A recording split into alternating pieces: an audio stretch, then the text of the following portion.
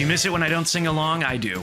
I am constantly. I'm like, where's the scatting part of the song? That's what I think. Hey, I'm Grant. This is Sonic Weekly. Welcome back to the show, and we've got Bo. Hi, Bo. 10/10. Here we go again. We are recording on October 10th, which will immediately date this episode. But when will it come again? 2024 is the year, and that's true because we know David the Lurker is here. Hi, David. Hi, Grant. Hi, Bo. That's right. I am here. It is 10/10. Like some people have 20/20 vision, but how many people have 10/10 vision? That's what I gotta ask. I don't. Is that a thing? Not really. I had a teacher who was an astronaut. I think he had 10/10 vision. Oh, really? I'm not sure how that exactly works, because I know it's supposed to be you see on average is it 20 feet in front, 20 yards? What, 20 miles? No one knows, but you know what I know is the bottom line of the standard eye chart, LEFODPCT. Whoa. I just memorize strings of characters and numbers just compulsively, so you can't give me an eye test. I know the answer. Wow. Whoa. When you were in elementary school, did they make you take eye tests? Because They did, yeah. okay. And they didn't realize I needed glasses because I knew the answer. And you know how I realized I needed glasses was I was in Little League and I kept getting hit by pitches. And they're like, boy, it's really like you're not seeing this ball. And I was like, wow, yeah, you're right. Maybe we should get this checked out. And sure enough, helped a lot with my hitting career. Wow. It does seem unusual that if there were going to be 3 hosts of a Sonic the Hedgehog podcast, that none of us would have glasses. That seems unusual. Well, I got laser vision. Me Right. too. And you got laser vision. I got laser vision. Right. Also, I wear glasses. All right. I just Not on So it's camera really when we're hanging remarkable out. the other way. Right. Yeah. I wear it when I go out because I'm nearsighted, so things get fuzzy the further away. And when you're driving, you're going out, you want to see where you're going, otherwise you'll hit a wall. Fuzzy like Sonic the Hedgehog, the That's right. subject of this podcast. And that relates to what we're talking about, because the question that we're presented with up top is, if Sonic can run at supersonic speeds, can he also see ahead? Or is he running blind, essentially? Is it all just a blur? Or does he have how does it work for the Flash? You must know, David. Right. I know there was a bit of controversy at one point involving what the Flash can and cannot see. Before the New 52, there was an arc, a Superman arc by, was it J. Michaels Krasinski? Where it was called Superman Grounded, right? Yep. He started writing it, and it was like, oh, after a 2-year crossover that not as many people read as we would have liked, we'll just have Superman walk across the United States to ground himself with the people or something. And in the middle of it, he meets the Flash, and he asks the Flash, what do you see? And he goes, no, it's just a blur. And everyone and people were like, what? That's so dumb. J. Michaels Krasinski left in the middle of the arc that he was writing, and the writer who came on, right? I forget who took over, but Superman met the Flash again in that same arc and basically said, "Oh yeah, I was joking with you. I see everything, and I see it in ways that other people don't." It was very really walk it back. When they walked it back, they were like, "Let's make it poetic." He, of course he can see when he's running. If it's a blur, that means he would just hit things all the time. That was just, I don't know. Hey, well, J. Michaels Krasinski did create Babylon 5, so if you love 90s sci-fi, you can't fault him too hard. And it's a different sort of thing with Sonic the Hedgehog, because he's got one big eye. So, I'm sure he sees things very well. He would have differently. to. Except if he's rolling, he's curled into a ball. He's just He can't seeing see his anything own. there. He's looking at his crotch at that point. He could maybe, turn his eyes totally to the side when he's in ball form. And that's why his eyes are shaped that way. They can you never see that because it's horrifying. But I think the spin ball mechanic, not to take it too literally, because you can see Tails' tail sticking out of his spin ball, which is a very humorous little touch. Yeah, it is. It's a funny little franchise, isn't it? It's fun to remember that it's a funny little franchise here on the date that we have seen episode 3, the conclusion of Sonic X Shadow Generations. implied dark beginnings. Episode 3, To the Ark is what it's called, right? And this time we get the confirmation that I was wrong 2 episodes ago. I was really not sold on the idea that it was going to definitely be Abraham Tower is the name of the gun commander. But in fact, it is the Archie name carried over, canonized here, given, dunked in the holy water, baptized in the modern Sonic canon. Abraham Tower cameos to say that, well, to clarify, really, in a way not dissimilar to the Flash, to clarify that Gunn is not working with Shadow, not officially, not even in a freelance capacity, though they have worked together in the past, but he still bears them, he's still on Shadow's side. He bears him no ill will. He's rooting for him. All he had to do was ask, but he didn't ask. Because only one person could have told Shadow what to do. Rouge knows, having not met, but knows about Maria, who Shadow thinks about during the tear-jerking scene where he's on a spaceship to the Ark, going, not the first time he's been back to the Ark, he's been back, but the first time that he's been back, David, with his memories of Maria. Right. I guess he remembered things in space, but I guess when it finally all clicked to him, that would have been while he was on the Black Comet. And then he does, although at the very end of the game, he is standing there and he's like, I'm going to throw away my picture of me or of Maria and Gerald or whatever it was, or him and Maria. I forget what picture it was, but he throws it away. But I guess, he hasn't been back for some time. He's been doing whatever. He engaged in 06, which no one else remembers either. So everyone has amnesia with that. He did a couple Rivals games, and I don't know what else has Shadow been up to. I will say I like this episode. I think definitely more than 2. Oh, really? Okay. Yeah. I think more. Yeah, I think I liked it more than 2. I mean, I do. I do have one issue with it, which we'll get to in a minute. But I think for the most part, like, this is the episode that has that really cool shot with Omega and his gun arm, Gatling gun. What do you call that? The rotating firing cylinder. Yeah. I thought there was some neat.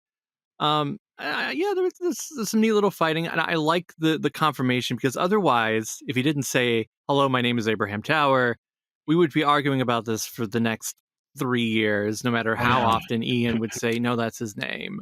So I was hoping to leave it ambiguous and to be like, no, it's Abraham Walters, like the movie, but it's not, which confirms that the movie Gun Commander is not the same. Right. It's just not the same. Right. Rouge is on a first name basis with him, though. She calls him Abe, but not even Abraham. And at first, like, not first, secondly, rewatching it, it almost sounded like she said babe. And I was like, whoa. No, but yeah, she calls him Abe, first name basis. There's a little bit of a tension between them, okay? Because there's constant... Why are we focused on Rouge's lips is my question. There's a lot of close-ups on her lips. That was a choice I didn't fully understand, unless it was to... And there was another moment, too, where I thought there was a lot of time spent on things that were ultimately not super consequential, which is the helicopter pilot, who you're kind of like, for a second, like, is Shadow going to kill this guy? Because he seems like he thinks he's going to die, the helicopter pilot. They sell you on that, but he parachutes away. But Shadow is like... Shadow's the one who pushes the button that makes him parachute away. I guess Shadow gets him out. Yeah. Because the ejector button is stuck, or the lever. Oh, okay. Yeah, I guess it's to show us, like, oh, Shadow won't stop at nothing to get what he wants, but he's still, like, he's not going to kill someone. Well, this is part of my problem with this episode of the series, which is, okay, we've seen an entire game where Shadow kills a lot of people shooting lots of guns, but he draws the line at, I don't know, letting someone die in a helicopter that was attacking him. So we know Shadow is okay with taking candy from a baby, but he's not okay with murder. And I guess that's a pretty big goal. Yeah, there is a slight. All right. I think technically we're meant to believe that none of the gun soldiers in Shadow the Hedgehog the game died, that they were all knocked out, because you can if you find like those heal tanks, if you throw one at a gun soldier, they'll just stand back up and be like, "Hey, yeah, I feel better now." Okay. Thanks. I guess the thing that I felt about the first two held true here, where it was like the fighting is very slick and very cool. Like the fighting Yeah. especially looks great. Like this is some of the best looking Sonic media we've ever had, and it's amazing. And specifically to focus on Shadow and to take his story seriously is really cool. But it's so all over the place a little bit. Like even I had some difficulty following it, and I'm like a super diehard, obviously. But I feel like to anybody who, I guess the thing is too is like it's relying so hard on references to games that are out of print, Sonic Heroes and Shadow 05. Right. And Sonic 06 for that matter. Right. But I mean, like Omega features heavily, but when's the last time Omega has featured heavily in a game? Sonic 06. Yeah. 06. Oh, Yeah. 06. Well, I guess you could do the mobile. Maybe. Yeah, I guess game. so. Yeah, right. If you're a Probably, kid yeah. who's been playing Sonic Forces Speed Battle for the last Yeah. however many, As we established, yeah, we have Yes. no idea. which but- I don't even know what a phone is, but Fair enough. Yeah, I'm with you. Like mhm. I'm as Sonic build as anybody, and I'm having trouble following what's happening here. And I was fine with that in the first episode because it's like, okay, this is dream logic. That like what we're seeing is moving between scenes. It's not linear time. But then Right. the next two aren't that, and that's what happened. Why was that the case? Yeah. Which is weird because also when this episode starts, you do have dialogue from Rouge, which is basically, let me explain to you, the viewer, who Shadow the Hedgehog is. This is episode 3. Yeah. But it also comes off very like unnatural. Like, why is she telling There's some him really bad, clunky exposition in all that? three That episodes. is that dialogue right there. I think that might be the worst dialogue in all 3 episodes. Is what Rouge is saying at the beginning of this episode. But Although I will highlight Rouge having a good voice actor, very strange in the history of the franchise. right, I think I feel like even in this episode, Kirk Thornton, right, the Shadow voice, I think he sounded the best in this one. Yeah. Like of the 3, Pretty good. Yeah. My Shadow's SA2 Shadow. Well, yeah, you can't do better than SA2 Shadow, but I'm the coolest. that's why Whenever I just gotta say it. he never says it anymore. Yeah, but like it's not. And I guess listen, I think these are great. I think they did a great job, Yeah, and everybody loved them. But and part of this for me is just like backseat driving of like, oh, I might have done it differently in the alternate imaginary universe where like I just like what I wish I could do with these is be able to share them with a more casual fan and have it explain Sonic Adventure 2, Heroes and 06 or N05 and 06, I guess, with which that cartoon, the Something About Shadow did humorously, but it would have been cool to have like this anime style recap of the major beats of Shadow, and that would still serve as a prologue. I get that a prologue can't be the story, or we're telling the story before the story. But just do the dream logic of all the highlights of the Shadow games. Like, that's cool. And it was cool too, I will say, that the stuff with like Maria, particularly in episode 1, and we talked about this before, but like those are some moments that we've never seen before in any Sonic media of Shadow before he lost his memory, before the accident. Like there's not a lot of time spent there prior to Dark Beginnings episode 1, right? I don't think so. right. You because you have. I mean, It's they're all like implied. right. There are the 2 levels in Shadow 05 where it's like, oh, this is the past, but it's unreliable because like one of them is Black Doom basically going, hey, remember the humans? Yeah, you hate them. Kill them. Like, remember what they did to you? Like, it's all so unreliable. And then the other one is after he's thinking about stealing candy from a baby, which is, of course, fine by him. So none of that stuff really feels right because it's also not happening. It's in his head. It's some sort of construct by the villain of the piece. So you don't really get it aside from like a couple seconds in SA2 where we're not even sure, is this real? But that's what I would like is just, okay, Shadow winds up in the scene where he fights Mephiles and then he takes off the bracelets and he does that in a cool fashion. And then he fights Infinite or Silver or, just do all the highlights of the Shadow. Yeah, catch us up to now. Do the like previously on Game of Thrones version of like, these are the first 4 seasons that you missed if you're just joining Right. Shadow now. You know what show did that in a really weird way was Weeds. Yeah. And so, like, the weird thing about that show was, like, it lasted long enough so that the kids who were kids in the early seasons were like grown men by the end. So it's like an 8-year run, and they went from 12 to 20. And so it's like, oh, like little fresh faced kid to like strapping man. But then they would do like previously on Weeds, and they'd flash back to like this, tiny little kid talking. That's funny. Right. I do wonder if maybe part of why this is structured the way it is because maybe there's a lot more we're recapping the past in the game itself. And Right. if Yeah. that's the case, they don't want to redo it, double down, not double down, but Devil Doom. just double it up. Devil Doom. Double Doom. Yeah. Yeah. But I mean, if that's the case, then maybe I don't know. I'm trying to think the previous animations, Hmm. how did they handle that sort of stuff? So like Sonic Colors had a different setup to the game. Well, to me, the Knuckles prologue for Sonic Frontiers, it falls into the same trap of just, it's a prologue. So it can only do so much. That one had a cool bookend with Knuckles narrating to himself about being alone on the island, and then he's trapped at the end, and it sort of is a story. But it's still again, it's setting up the main story.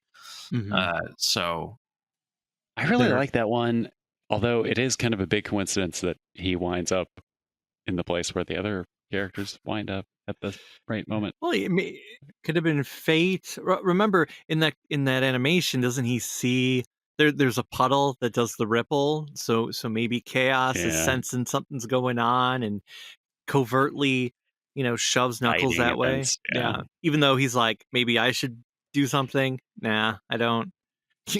You know what I was thinking about with lore? Because this does a lot to like sort of fill in some gaps and make some confirmations, like the gun relationship to Shadow and other things. I was thinking back to, we don't actually know the story of how Angel Island went into the sky, do we? We know like everything around it, but like there's a definite story there between like Sonic Adventure 1 and then Knuckles being Knuckles. Like what you know what I mean? Like they go in, they invade from the Mystic Ruins in Sonic Adventure. Chaos destroys them. Tikal seals herself and Chaos in the Master Emerald. The Chaos Emeralds are then lost. Then I guess the Knuckles clan is like, okay, after this, we must ascend to the sky. And then somehow they use the Master Emerald to... Who comes up with that idea?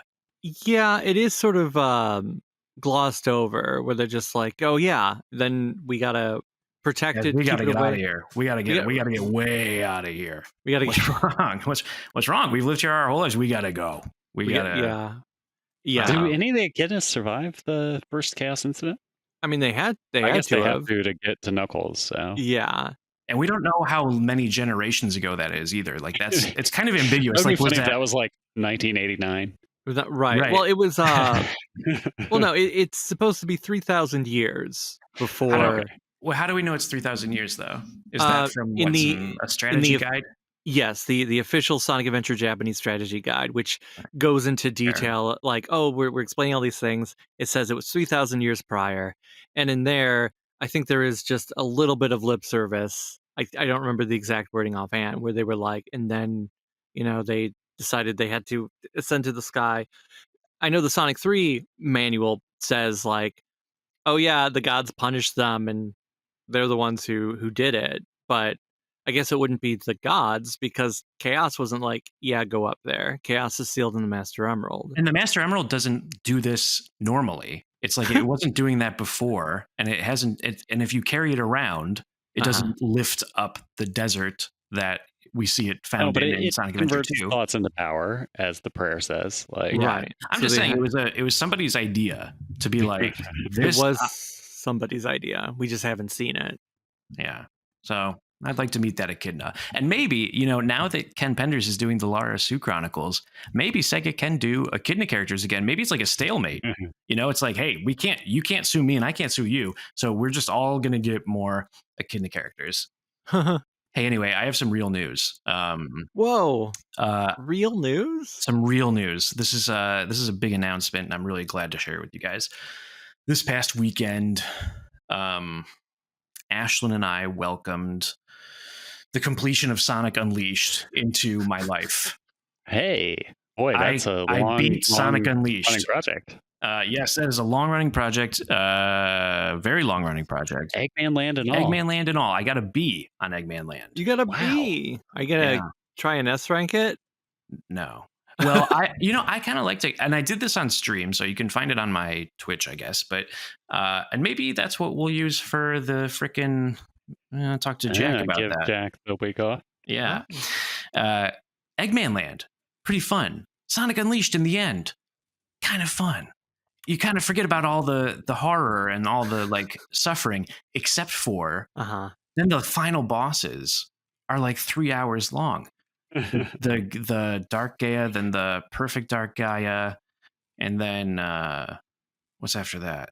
I don't know. It took too long to get through. It's another one of those games where the final boss mechanic is nothing you've done at all in the game so far. Yes, and that's you're exactly not at all prepared. Right. This clunky robot where you're like, I didn't know you could like It's hold like the now punch. it's ready to rumble boxing. Yeah, exactly. Which, how much of that game is just the announcer? It's like 40%, right? Of Ready to Rumble boxing? Yeah. Oh yeah. Yeah. Like the reason you would play that is because of the iconic line. Well, the reason you played it is because it was Midway, who had a good reputation at that time, and it was supposed to have some of the best graphics on the Sega Dreamcast. It was a launch game too. But yeah, they feature him a lot, and as a kid, I got it as a launch game, and I thought like they treated it as like you're supposed to know and love him, and I didn't know him or love him, so I was like, why is this guy all over this? Well, because you're supposed to fall in love with them. Yeah, well, and it reminds you because it says trademarked after every Ready to Rumble, Michael Rumble or whatever his name is. Ready to Rumble, brought to you by Michael Rumble. Let's get ready to Michael Rumble. Right, because you have to pay him every time you want to use that phrase. A lot of people forget that. Yeah. I don't know what he's still doing. He is. I think he's still in Vegas just saying, let's get ready to Michael Rumble. Wow. Right. I'm gonna let's get ready to Rumble. I'm just you almost said that in the exact cadence of the song in the game. It goes, let's get ready to rumble. Let's get ready to rumble. Right. Oh, he's 79. Okay. Nice. Right. I thought the same thing. Oh, he owns letsrumble.com. Yeah. Right. Because he owns Sonic Rumble. Sonic the Hedgehog podcast, bringing it back. Yes. Yeah. By the late 1980s, he was the exclusive ring announcer for all bouts in Donald Trump-owned casinos. Let's get ready to rumble. I think he's going to be Secretary of Health and Human Services. Oh, yeah. Wow. He also introduced Daddy Yankee's final album, Legend Daddy. What the hell is that? How dare you? I don't even know what the hell you're talking about. I don't even know what I'm talking about. Right. Okay. Yes. But let's get ready to Rumble. Rumble. He is himself and Rumble Man. What? Right. So you completed Sonic Unleashed. You got Sonic to the Unleashed. end. We've talked about it on this show a bunch of times. We just recently had Aaron Long on to talk about how much he loved it. Smoovies, of course, loves it. I have hated it. I did some of the grinding on it. Bo on this playthrough. But I can't take full credit. Bo absolutely helped a huge amount. And also, shout out to other guests or previous guests, Sam Logan, who helped or somebody at some point made us realize it was Matt Brawley, right? He came over and was like, you can't be putting all of your stats into combat. You have to put some of it into strength and life for Werehog. So that helped. And then shout out to our Discord server, because there was a ring trick where you can go to Chun Nan and just generate thousands of rings instantly. Sounds like a scam in the comment section, but it's true. You can work from home, you can get tons of rings instantly, and then buy a bunch of chili dogs, level up, and get ready for Eggmanland. And then shout out again to Sam, who was like, actually go to Apatos. Say it with confidence. Just all right, thank you. Want to go. And you just pick up 2 or 3 lives in the little hub there. Get up to 30 lives going to Eggmanland. You're going to be good. I went in with 30-ish lives, and it got a little dicey towards the end with that, with the stupid new mechanic. I got down to like 9 lives or something. Oh, wow. So pretty exciting, but it took forever, man. I mean, I started the stream with just Eggmanland, and I swear to God, it was like a 2 or 3 hour. I got a B in Eggmanland. I did all right. I was holding my own with the platforming and the combat and the The sliding. QTEs on that are brutal, aren't they? Like, Oh yeah, they're so long too. yeah. Did Shenmue invent QTEs? No, they go back to, you remember those like arcade games that look like, oh my gosh, I can't believe this is a video game. It looks like a cartoon. I'm controlling their cartoon, but it's really like just Dragon's QTEs. Age. And, Yeah, exactly. yeah, I guess that would a be laser disc, and you're just playing whatever scene that corresponds to right. QTE. Yeah. Shenmue, I think, pretended that it created the concept because it didn't. Did they call them QTEs in Shenmue? That's where the where the acronym comes from. Yeah, I mean they were kind of coming up with all sorts of terms. What is the actual free reactive that's the eyes entertainment? Yes, that it is a new genre. It's not an RPG. It's free. It's a free, the one and only free game. That's why it didn't make its money back. Yes. Well, I guess I love Shenmue, and I hate that Shenmue 3 doesn't advance the plot. This has come up before on the show so many times. I'm like, God damn, I'm still angry about that. I mean, it's funny to me. It's the greatest joke in the history of video games. I thought it would advance it somewhat, but I was like, I mean, I still haven't played it, but when they announced it, I'm like, there's no way this is the end. It's gonna have another cliffhanger. Of course it is. I didn't realize, of course, that nothing would happen. Cliffhanger. Yeah, I just don't want the board to be in the same position at the beginning. Because I think we were promised like at least 5 of these games, and I'm fine with 2 chapters being a comic book, and another thing being a VMU game or whatever. But the amazing thing is that how far back. I mean, this goes. Before Shenmue was released, Suzuki was saying this was a 17-part saga, and that the first game, which was 3 discs, and one of the biggest, most expensive video game ever created, was only chapter 1. Yeah. So this was printed with a straight face by multiple outlets of like, yeah, this is chapter 1. Chapter 1. Like, we were all entertaining that. Like, for some reason, it was being entertained. I don't know if we were all entertaining, but it was being entertained, this idea. And of course, it was preposterous because what are you talking about? There's never been 17 games of anything. Not even Final Fantasy. I haven't gotten to 17. And what are you talking about? That's insane. Right. You sound like an insane person right now, Suzuki. That makes me a little more interested in playing the game. But then by the time they got to Shenmue 2, it was clear that this was just like... Right. Well, because they said, chapter 2 takes place in this 5-page manga. Hope you can read it. It's not. And then you're like, what? And then isn't Shenmue 2 like 3, 4, and 5? Yeah. Which is silly. Like we're speed running. Right. Like, why is chapter 1 so long? And then the rest are... How many chapters is 3? How is it even a chapter 2? Sure. Like, it's just so sprawling. It's a whole...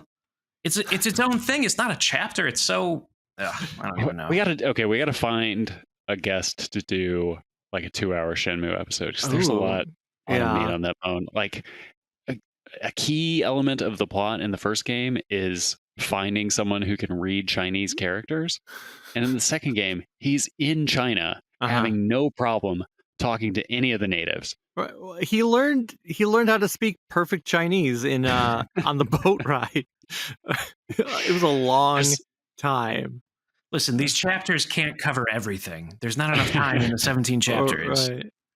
I mean, there's a guy on Twitter who just in the last week or 2, he's been trying to track down every member of the Yellowhead gang, which you encounter in the game, and he found that one of them you just can't encounter, and it's in the strategy guide, but there's no way to make it happen. Wow. And he tracked it down to like one of the prototypes has it in there, but like the scene got altered and you can't go into the right room, and this guy's just lost to history. So wow. I could spend my whole hacking career just on Shenmue. You gotta hack. Well, if they ever remake 1 and 2, I know they they re-released it. PC ones, yeah. Yeah. I guess in anticipation of 3, they were like, yeah, get in, even though we're not publishing 3. We don't want anything to do with it, Sega. Yeah, and then there was the anime, which I didn't watch. That got canceled, right? Yeah. And that also didn't continue the story. It's actually it set the story further back. Is that right? It was just the first game, basically. And Wow. like maybe sped it up a little bit. I watched the first episode and it was really good. Right. But not good enough to watch the rest, I guess. Well, I don't watch television, so Oh, geez. Right. Oh, right. I was gonna look up exactly how many the Shenmue chapters, because we are on chapter 1. Oh, that's not helpful. Character cards? another aspect of Shenmue is that he just learns that like the supernatural is real, and he's like, "Yeah, okay." Right. Right. Originally, they said it was 16 chapters. 16. Okay, my bad. Right. They were like Shenmue 2 is 3, 4, 5, and 6, although I feel like they changed that. And then because I'm pretty sure it's just 3, 4, and 5 now. This isn't helpful. Chapter. This is a thread. Oh God. It's good radio either way. But I think it's 11 chapters now. Is what You think we're that Okay. far? You think we're up to chapter 11? No, they changed it from 16 to 11, so there's only meant to be 11. They cut it back. I see. Because we're only up to like we've seen up to chapter 4. Right. Let's look at the I don't know how Neo much story it Seeker covers. wiki. Do you guys think we'll see the completion of Shenmue in our lifetime? I think there will be more Shenmue, but it's going to be some weird medium. I agree. It's going to be not what you expect. I think It's gonna be Yu like Suzuki. for the Apple Vision Pro or something. All right. I did play Yu Suzuki's latest game, Air Twister, and kind of liked it. The Apple Arcade game when it was ported to the Nintendo Switch. It resumes at chapter 6 and continues to an unknown later chapter of the multi-chapter saga. Thanks a lot, Shenmue Wiki. So no one even knows how No many one knows, chapters. Okay, so we're deep into the tangents now, but okay, Yeah. do you guys know about a band called Streetlight Manifesto? I have heard of them, yes. Okay, they're in the greater ska universe. It's actually a way to get into a huge battle with people who like ska is to discuss whether Streetlight Manifesto is ska or not. Not going to touch that. But Okay. when Streetlight Manifesto was new, this is 2001, they put out this EP and it's like all DIY and you got to like mail off to it and you get it back. And included with the CD is this like handwritten plan by the lead guy about like, okay, this is the first music out of this project that I'm going to do. So Streetlight Manifesto is going to be ska punk. And then we got this other project with most of the same members, but some other people. It's called Bandits of the Acoustic Revolution. It's going to be different genre. We're going to have another punk band with some of the same members. We're going to be covering each other's songs. We're going to be doing like concept albums that advance a story. There's going to be an art component. There's going to be a movie component, a film component. Wow. And here's the whole plan. This is just the first installment, and then proceeded to like none of that happened. Like Just a they band, put the out whole like thing? a normal couple of albums on the one band, and kept delaying, and that was 21 years ago. The last album is 11 years ago now. They're like 5 years late on putting out the one after that, and Wow. it's the same thing. It's Yu Suzuki and Right. Tomas come out. You know, one who actually did pull it off, I think I could be wrong because I don't know them super well, but another band who attempted a similar thing, Coheed and Cambria. Yeah. Right. They also had like a big, crazy, sprawling story over several concept albums, comic books, and other mediums. And I think succeeded in telling the story that they wanted to tell, at least from a glance. I don't know if it's done or not. Right. I have heard of that. I was going to bring it up because I also don't remember anything from the last decade and a half about it. But I was like, oh wow, they were a few albums in when I noticed they existed. I think they did. I feel like they finished it, even though they might have gone, hey, there's more. But I think they did tell the original story that they wanted to tell. Which is indecipherable, by the way. It's completely insane. But some of the songs are like fun rock songs, so it's all good. They got a Discord. You can join that and ask. Okay, no, just be like Cambria Discord. Yeah. Maybe they could join the Sonic Weekly Discord. All I have to do is email. Anybody's welcome. If they did, then they could ask you, how did you feel pressing the A button 60 times at the end of Sonic Unleashed? That was surprising. That was cool. That's a cool, like, last little gimmick to do. Kind of like a payoff to the QTE idea is like, all right, we're out of it. Just jam the button as many. Just go real fast. Like, just that's video games, and it feels like, yeah, that kind of is video games. Well, they just made that a thing in Frontiers, right? You just gotta like hit X to Yeah, kind of. finish off some of those bosses. I mean, even in Colors, they were like, just push the big old A button on your Wiimote. Awesome. Yeah, Yeah, that's true. they gave up. They're like, there's too many buttons. Because I know Unleashed QTEs, yeah, it's like you press X, Y, B, right bumper. You know what's also like, I don't know if you can see this controller that I play with. Yes. The top button is X, the bottom button is B. It's the opposite of what they're labeled in the game. Because that's a Nintendo based one, right? So it's like, oh, press X, and I'm like, oh, damn it, Dad. Yeah. That's annoying. It is frustrating to go back and forth between Xbox and Nintendo controllers because everything's reversed. Hey, also, tangent to the one other tangent. Yeah. Sufjan Stevens. You know, that was a marketing, like, he never actually was like setting out to do all 50 states. He was like, I'm going to do the ones that I'm interested in and invested in, but his record label was like, no, he's going to do all 50. So then our friend who has previously guested on the show to talk about Garfield, Joey Clift, completed the project for him and recruited a bunch of comedians and musicians to do every single state. So if you look for Joey Clift's 50 state project, if I remember to, I'll include that link in the description. If not, just Google it. And he also did the moon as like 51st state. And I contributed a song to that, which you can hear. To the moon. Yeah, to the moon. And my song was about Mac Tonight, who was the mascot for the old McDonald's commercials in the 1980s. That's right. Looks like the moon.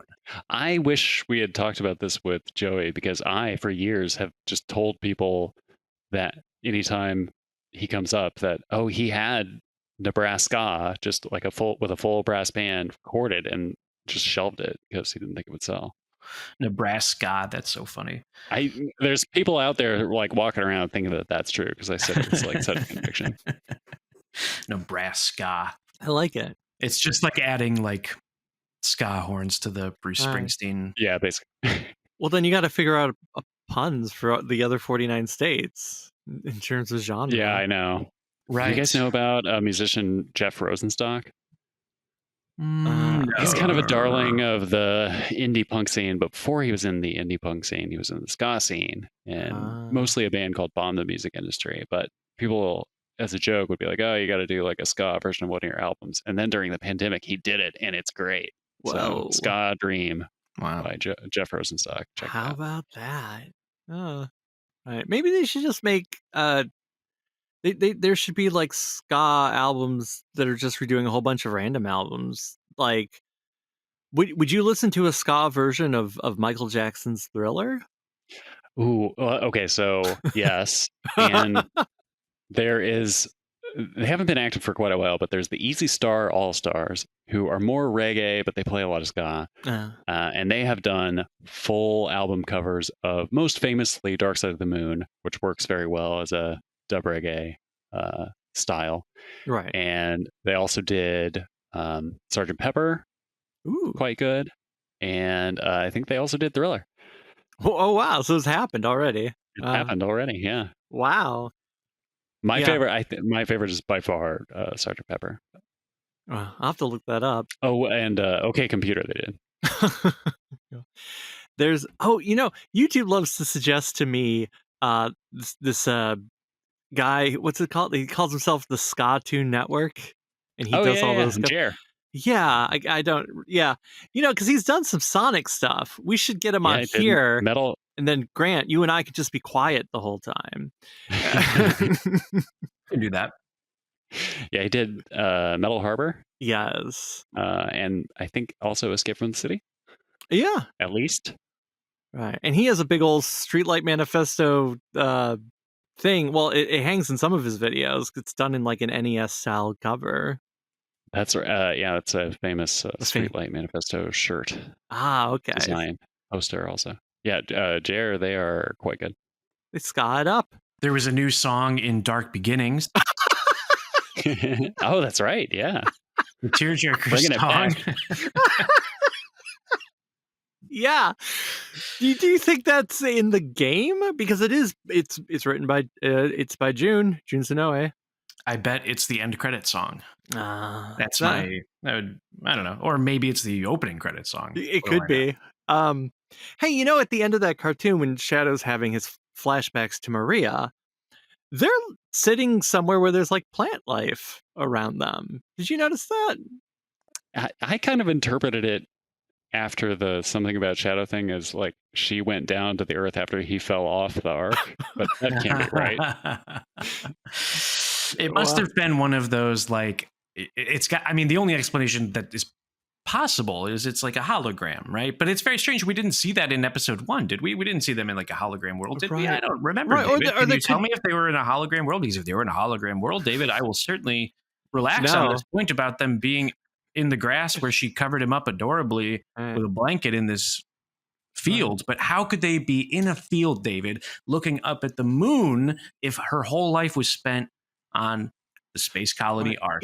Was the moon also in that shot? Because I didn't I don't notice the moon. Oh, I don't know. well, because I'm like, oh, is it possible that there's like a biodome situation on the ark? Like there's an area Yeah. that's just like, this is the central park of the ark. I mean, which is possible. Or That's it- a really cool tagline either way. yeah. Yeah. Or now here's a theory which will be, either proven or probably disproven in the next couple weeks when the game comes out. Is it some weird time travel shenanigan where Shadow is getting a flash forward of a moment where him and Maria in white space end up on Earth for a moment and are just sitting in a park before she has to go back and die? Ooh, that's a good theory. I like the arc hologram theory though, because as we know, Sonic Adventure 2 just bites the Burning Rangers story with Ilya and her space colony that's keeping her alive. And that space colony can generate fake scenes that will confuse the person that's trying to attack the colony. Okay. And maybe that's what will finally reunite the two Sonic Team universes, Yeah. like properly. I know Claris and Elliot are hiding out. but- There's people who want the Burning Rangers just to be an arm of Gun. Oh no. Really?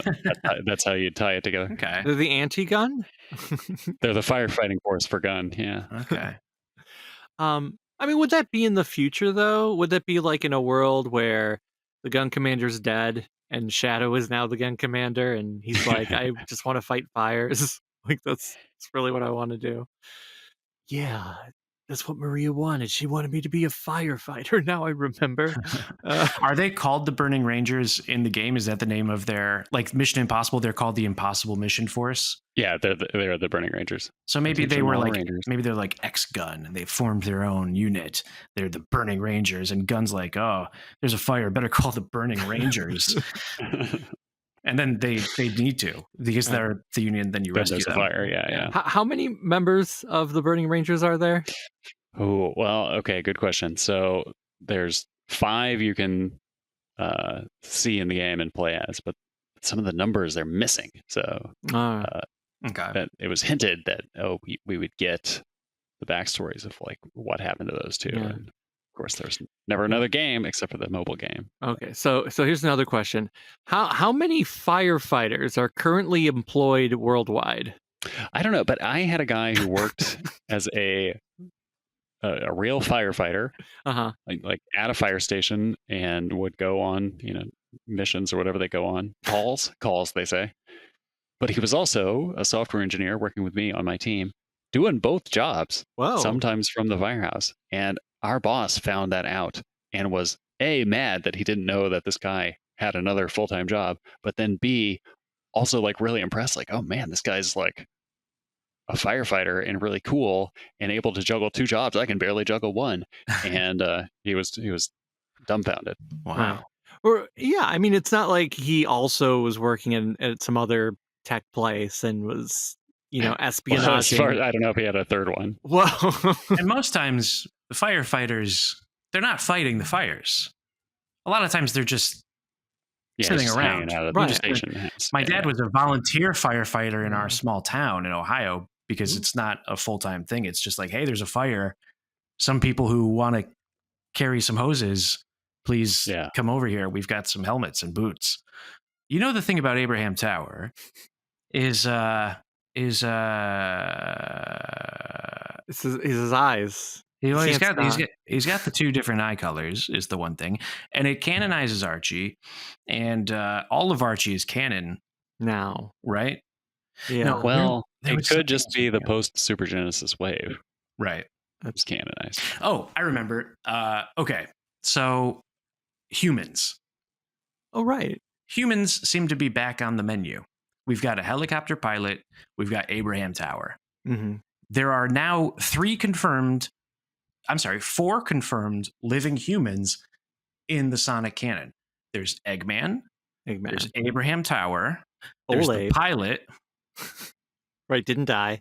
And then there's Witchcraft from the Tails Sky Patrol, who was in the IDW Tails special.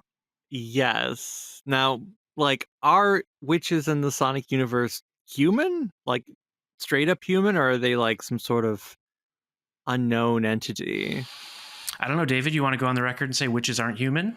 Uh, well, I mean, like in the post reboot Archie world, like they reintroduced Witchcart, called her Wendy, and she was the sister of Naugus, and I wouldn't say that Naugus was a human being. It didn't look like a human being. I No. knew that. So she was the sister of Naugus. That to me doesn't say, "Hey, you're human."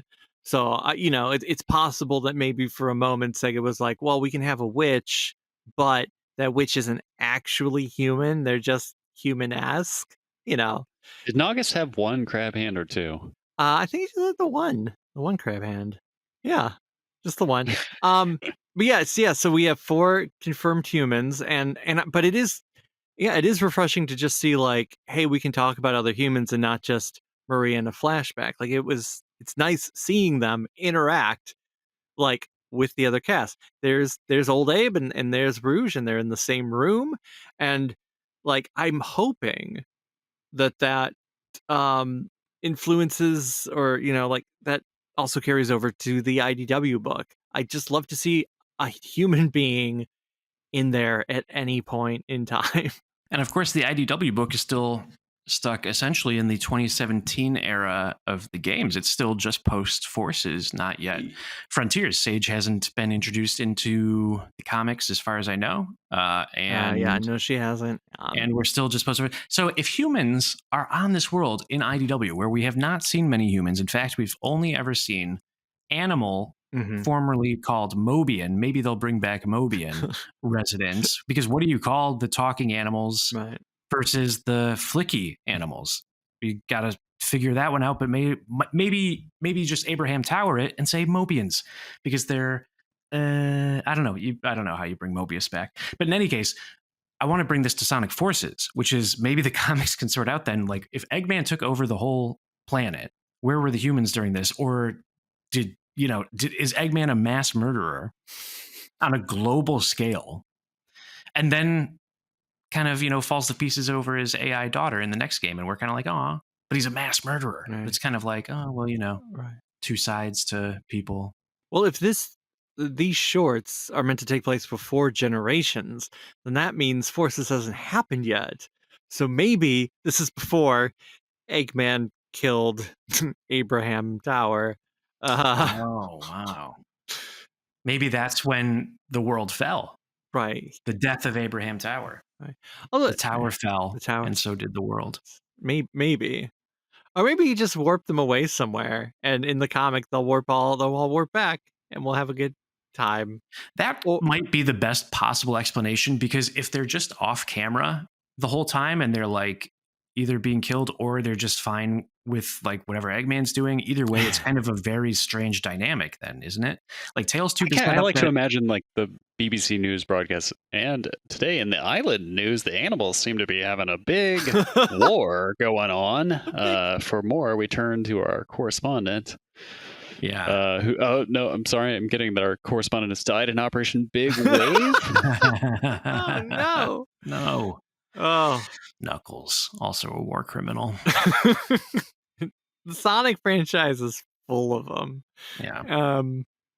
I'm waiting for when Sonic commits his first war crime. Unless, do you think anything he's done in the previous games could be constituted as a war crime? I think when he retrieves the Master Emerald in Sonic 3 and Knuckles and then goes after Eggman, Mm-hmm. that's spiking the football. He's got it, and then he chases him. Well, I mean, Eggman grabs it back, though, right? In the very final thing? No, they get it out of... They get it off of the Death Egg Doomsday robot. Zone? What? Yeah, in Doomsday Zone, right? Eggman's carrying it to the very end. He's carrying it till the very end. You fight the fingers, and then he blasts you with it. Right. And you hit him in the nose, right? He's doing the fire nose thing. Yes. And then the emerald comes out. Right. Well, But it's in his hands.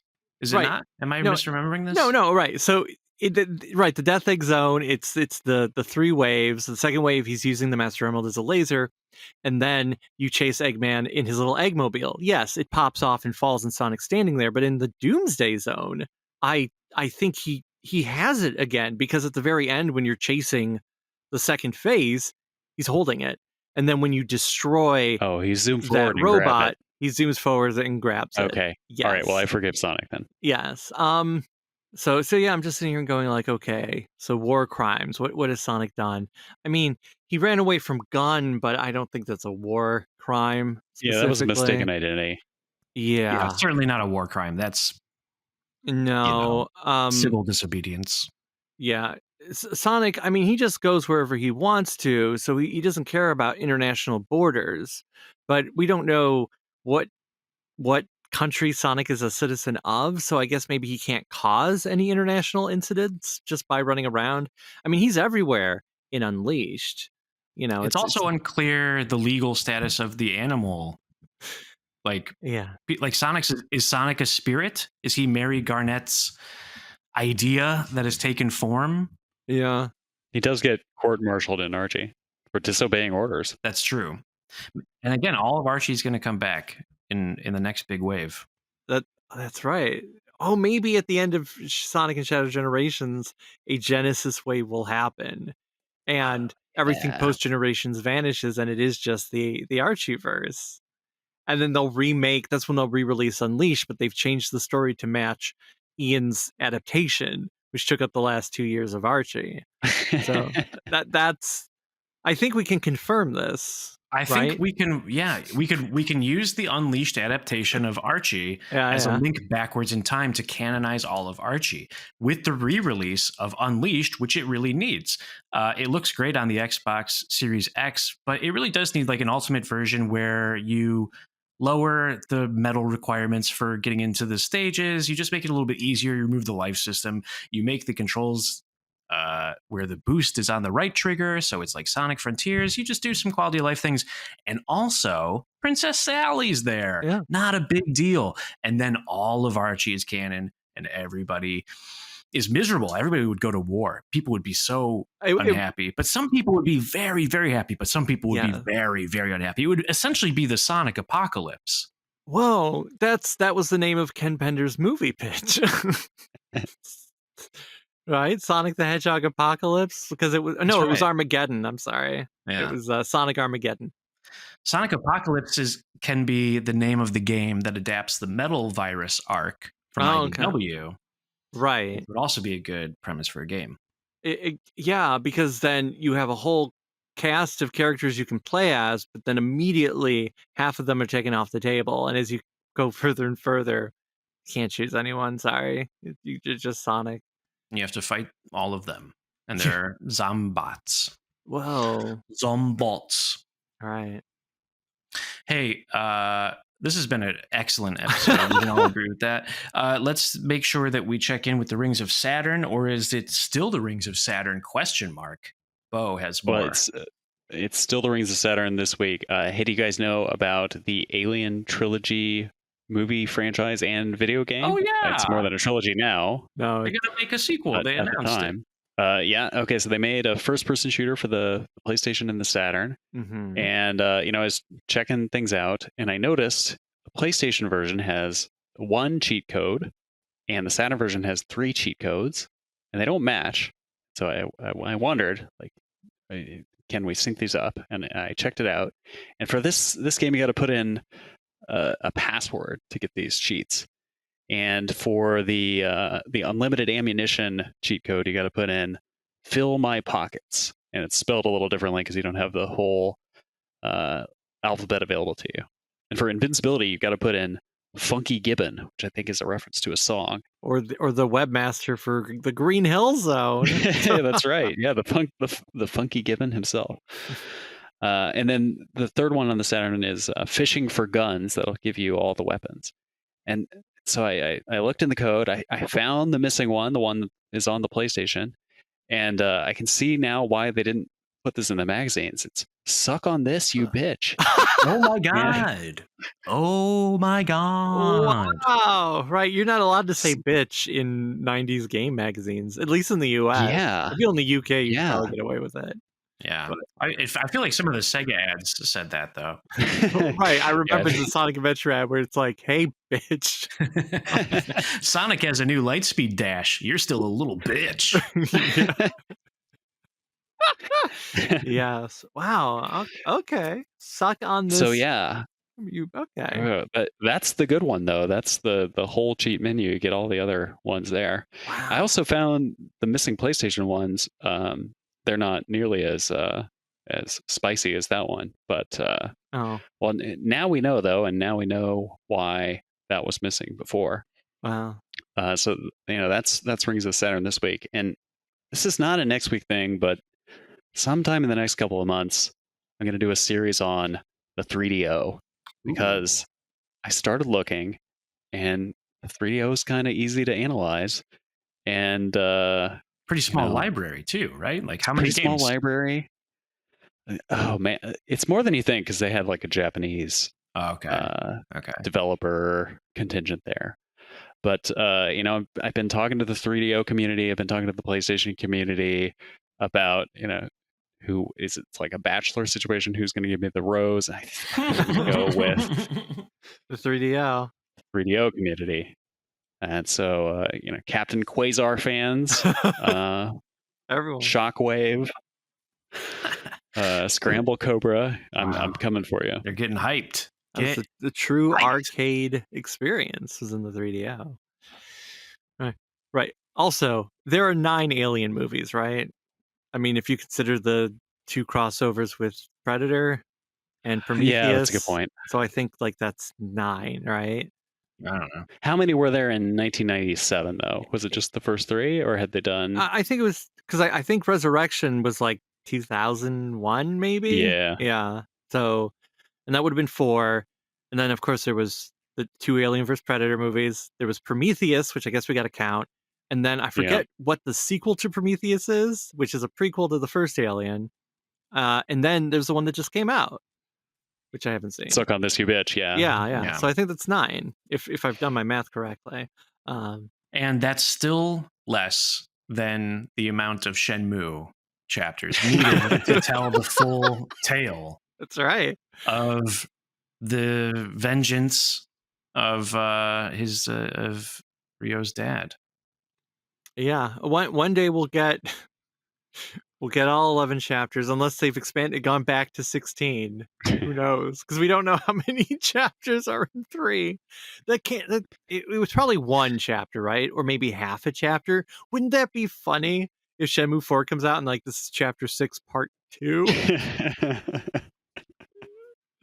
Oh, I'm loving this. Do you think Yes, that occasionally. there have been are there more chapters in the Shenmue saga or more seasons of Beverly Hills 90210? Oh, That can't be more than 11, is there? right. Because Well, it has to be more Shenmue chapters or intended chapters. Yeah, we'll just say you're both right. Okay. We'll just say you're both right because I was going to cheat on a technicality, but I didn't make it very clear and it wasn't a very good trap, which is essentially that there was a reboot of 90210. So if you there include you go. that, then there's technically That's more fair. of those, but it's not the same show. It's Oh. not even called Beverly Hills 90210. Wait a minute. It's Hold on just a called second. 90210. I got really confused. I heard Beverly Hills drifted away and thought you said Beverly Hillbillies. And I was like, no, there weren't 11 seasons. There was that movie in the 90s. There was. Completely disconnected from reality. However, how many seasons of the Beverly Hillbillies do you think there were? That I don't know, at least 7? You could tell me any number between 4 and 15, and I would believe it. Right. Yeah, it's 9. You know what? No, I heard wow, the other okay. day, which really threw me. It's like, oh wow, time has really flown. Oh, I hate those. They're on season 46 of Survivor. I'm like, hang on, I remember that coming out, and I am not 46 years old. Right. Yeah, wait a minute. That started in the year 2000, didn't it? Yeah. Yeah, I think it's because they do 2 or maybe 3 a year. That's why they can say it's season 46. Same, like, because I also don't pay attention to Big Brother, but I feel like there's a similar numbering scheme over there. No, you're not interested in Big Brother, but Big Brother is interested in you. That's true. I mean, the first season of Big Brother, I did watch the whole thing, and for some reason was super, super obsessed with the theme song because it was sort of like this mystery because Big Brother started in other countries, and there was like foreign versions of the theme, and then they forced the housemates, like they played the instrumental, forced them to come up with lyrics, and then at some point played them the actual song. And so like off of Napster, I downloaded somebody who had recorded, because like you could watch the stream of the Big Brother house on 2001 internet, which means like they're small and pixelated. And so it's just somebody who recorded it directly from like the real player stream. And I listened to that way more than any human being ever should. I don't know why I started. I think I tried to watch the next. Is it a good song? Not really. It's super cheesy. It's like, but for some reason I was obsessed with it because there's the official version, the instrumental, the one the housemates made, ones in other languages. Because there were so many variations, I became obsessed with it. Similar to like I gotta catch them all. Right. Like that's the same reason I became really obsessed with the song "Girlfriend" by Avril Lavigne, because she did all the alternate language versions. Like there's a Japanese version, there's like a Mandarin version, Spanish, French, like all out. And like, you heard the Zebrahead version? The Zebrahead version of "Girlfriend." It's quite good. Yeah. Oh wow! I gotta listen. It's like if a song for whatever reason has a million different versions, I'll be like attached to it, and I just need to listen to it. Yeah, like I feel like at the same time there were a lot of remixes of "Umbrella" by Rihanna. Yeah. One of them did have Chris Brown in it, which got awkward. A few years down the line, but I don't know. Big Brother, I think I stopped watching it because they decided to be mean, and with later seasons they're like, we got to make this interesting, because the first season wasn't interesting. Very supportive. They were all nice to each other. That's I think they couldn't handle that. Yeah, you got to select for drama. Yeah, because now it's like, oh, we're all mean. I think they also just wanted more people to sleep with each other, because nobody slept with each other in the first season. And then they were like, we need younger people, we need hotter people, because one of the guys I think was like in his 40s. He's like, I'm married and I have kids, and he's like the dad, and everyone's like, wow, we've got a dad now. And there was also the guy who won was missing a leg, I think, and it was like, also 9/11 happened during it. Oh. So they had the worst thing that's ever happened. Right, they had to. Right, they had to break their own rules and be like, we got to tell everyone in the house that 9/11 happened. Oh. I shouldn't be laughing. It's not too soon. Yeah, I mean, I love Sonic. I don't know what to say. Yeah. All right. I was gonna piggyback off that tangent and do another tangent, but then I was like, that's, you can't. I think we found that you shouldn't try to top 9/11. You should just let it be. That's right. Hey, you've listened to another episode of Sonic Weekly, and it's time for you to reflect on how you got here and what you just heard, and leave a rating about what that is, if you were okay with it. Like, if we didn't go too far, We didn't. fire up your podcatcher of choice in the review section and put the 5 stars in there. Whoa. And if you're thinking what I want more of is what I just heard, you could join our community. You could send us an email, Sonic Weekly Podcast at gmail.com, and say, hey, I would like to join the Discord, and we will say, here you go, here is the link. And if that's not even enough for you, you could go to ko-fi.com/Sonic Weekly Podcast, just Sonic Weekly, one of the two. Type them both in, you'll figure it out. And pledge some dollars to defray the costs of recording and maintaining this entire infrastructure that we've got supporting this thing. Hey, I use Podcast Addict to listen to the show, but you don't have to do that. You can watch it on YouTube, where we have footage, often from Jack of Old Games, but maybe from Grant this week, the returning champion from Sonic Unleashed. And hey, how am I doing on this intro? Did I miss anything? No, We got a shout out to Papsy, Big Dan, Sonicu, another S, Saving throws. Saving Throws, and Surtu. and Surtu. Surtu. Hey, Right, those are our You're killing it. executive. Yeah, you. I guess you've heard it enough from me. Wow, you got it. Yes, they are executive producers. That's if you subscribe monthly. Whoa. Did you want to keep going? Take it home. Oh, well, and we always have to end the show by thanking you, listener, thanking Jack of Old Games, thanking Smoovies. I don't think he's involved this week, and if he's listened this far, I hope he thinks like, oh boy, I dodged a bullet there. That's right. Yeah. And But yeah. thank you, David. Thank you, Grant. Oh, heck. And thank you, 3DO community, for welcoming the new sponsors. welcoming me. of Sonic Weekly. Thank you, Bo. Yes, that was thank you, great. Bo.